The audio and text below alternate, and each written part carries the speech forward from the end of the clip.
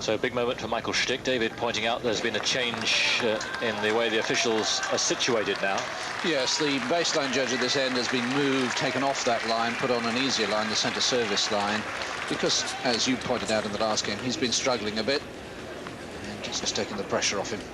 Stich serving for a 2-set lead. And you can bet that Stich will have noticed the change as well. And he didn't have to ask for it.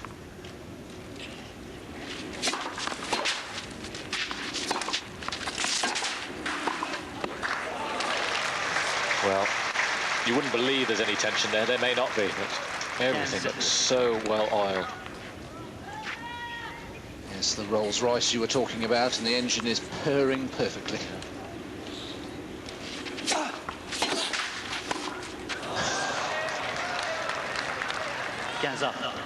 Just the occasional splutter. Dirt in the petrol, of course.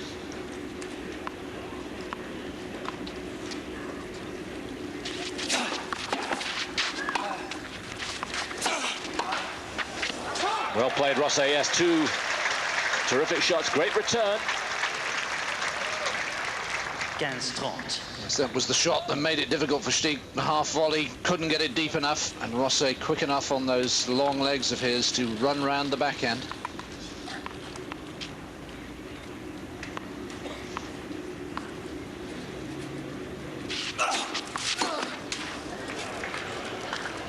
It isn't life easy when you can fire down a serve like that.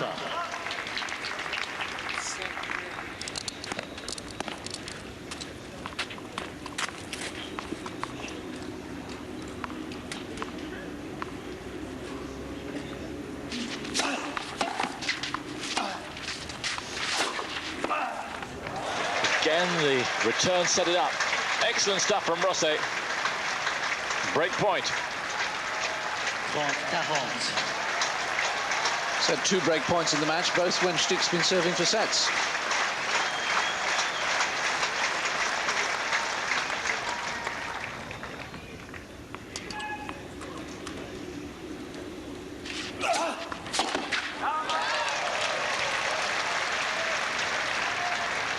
Well, he's not holding back. He went for the whole lot here. That's his nature. He's done pretty well with it.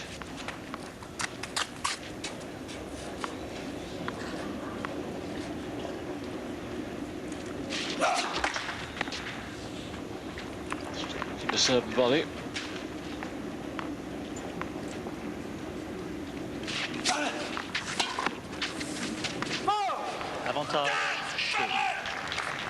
Also screaming, the new baseline judge giving the call, and here is set point for Michael Stich for a 2-set lead.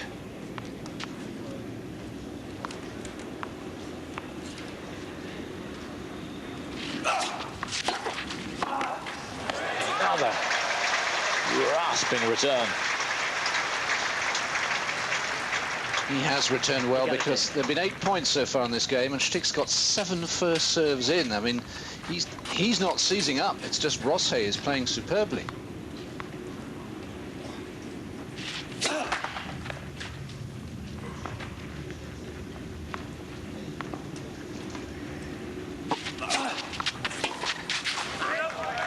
A really clever second serve.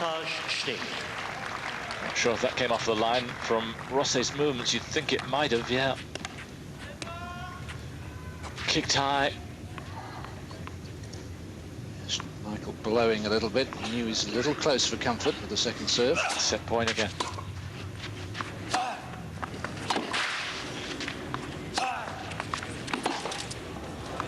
Oh! No, it's gone long. I thought for a moment it might have landed in, but long it was. And for the second match in succession, Marc Rosset has got to come back from 2 sets down. Well, if the shot hadn't got in, it would have been the shot of the tournament. My word, he missed it by a whisker. So my instinct was that he got it, but no argument.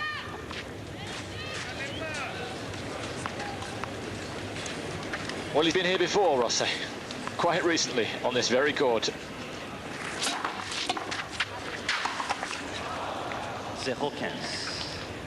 Didn't think he'd do it then. I have to say, I don't think he'll do it now.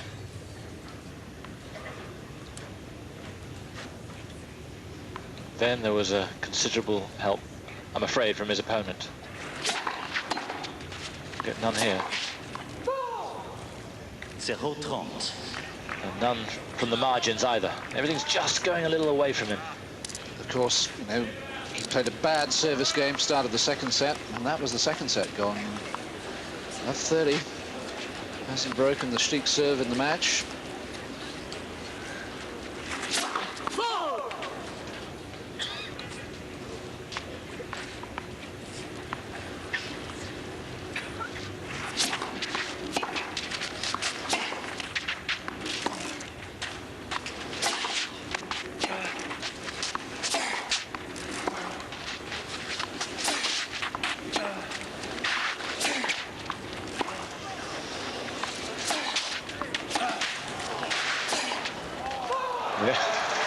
Well, the tables turned there. That time, Michael Stich was on the end of a bit of string. Didn't he react well? And no wonder she's delighted. Fascinating there. There was Rosset winding up these huge shots, hammering the ball, and Stich at the other end sort of just pushing and prodding and timing it.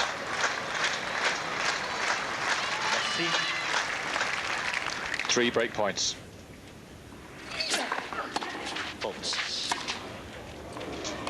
And overall,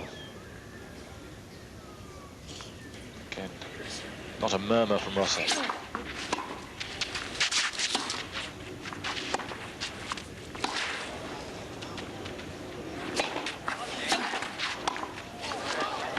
Well, the smash just mishit, the volley wasn't, and Rosset is now in terrible straits.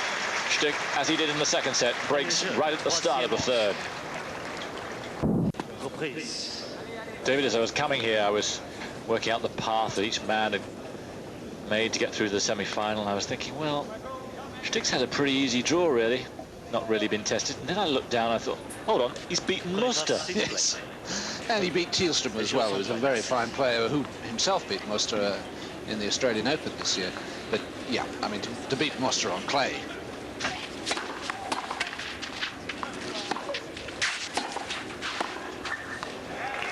And it's a bit of a cliche, but as we went into the tournament, I think most of us thought whoever beats Muster wins the tournament, and it's probably going to be in the final. If anybody, it's going to beat Muster. Well, he beat him earlier on, and it looks like he's through at least to the final. Not there yet, though.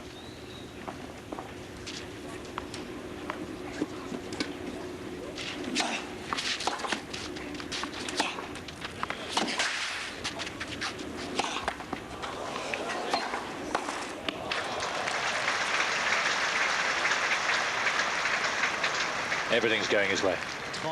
Yes, people have lost from these situations, but you just can't see it at the moment. He's the luck's on his side, but he's made his own luck.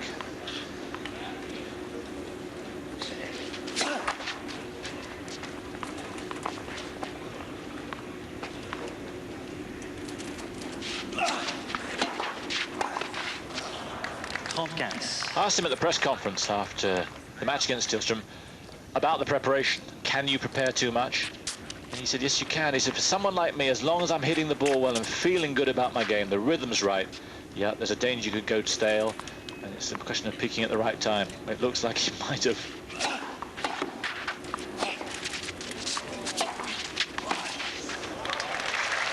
But if guys like he and Sampras, who's played as little as he has on the clay, can get to the finals, well, it looks like Stich's virtually there.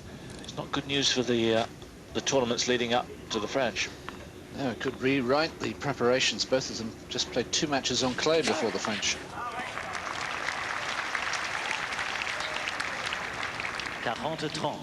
But it has to be said, obviously, the weather has been a very important factor in the demise of the clay court experts.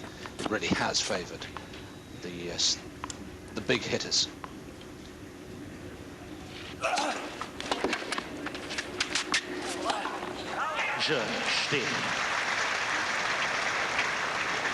And to be fair, Stich had a fairly easy draw early on when it was vital. Yeah. By the time he came up against Muster or even Tielstrom, who was going to be a danger, he'd had a couple of matches. Yes, I mean, in the third set against Fredriksson in his very opening round, he was puffing and panting, and if the Swede could somehow have won that third set and he went to 7-5 or even a tiebreak, it could have been interesting. Yeah, 7-5 second.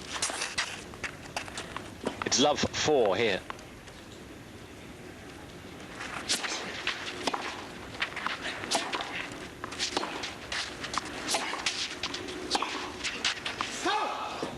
Cancel.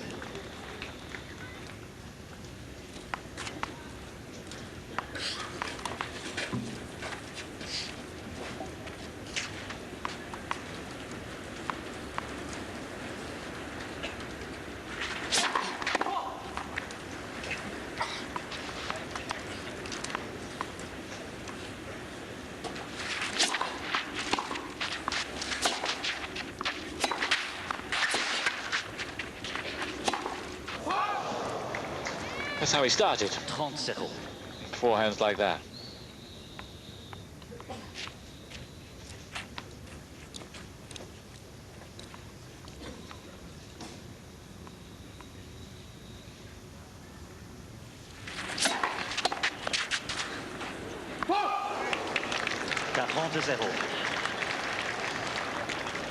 I bet Rosset was half expecting a puff of wind to blow up and Yes. get it on the line. Yes. It's been that sort of a day for him.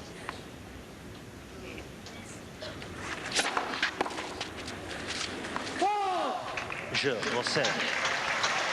At last, the conquering hero.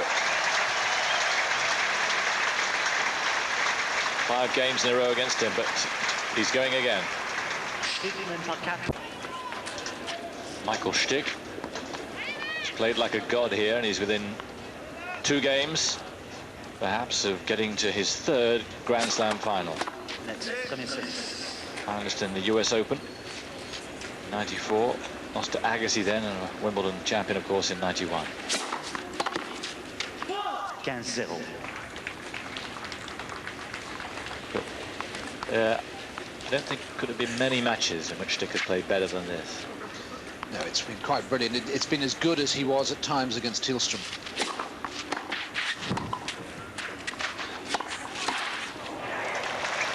And the ball seems attracted to his racket now, like a magnet. He's there wherever Rosset goes.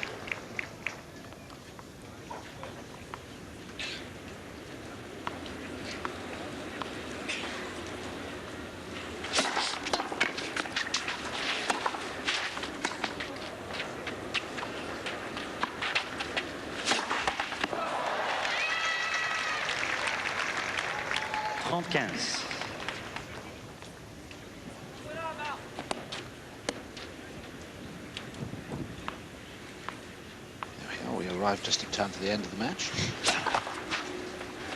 Well, we better go off and have a drink.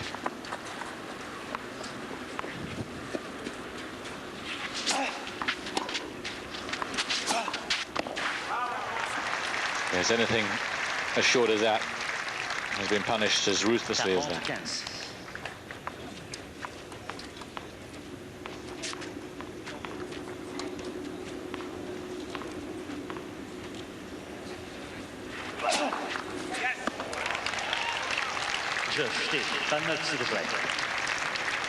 Seventh ace. Stich now a game away.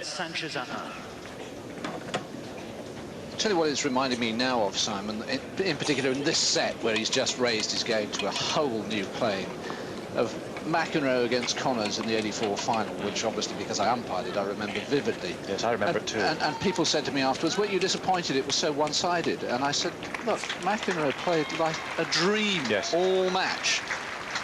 How can anybody be disappointed with that?" And the way Stich has played in this 3rd set has just been unbelievable. New balls. Rosset hoping for new luck. Serving to stay in the match.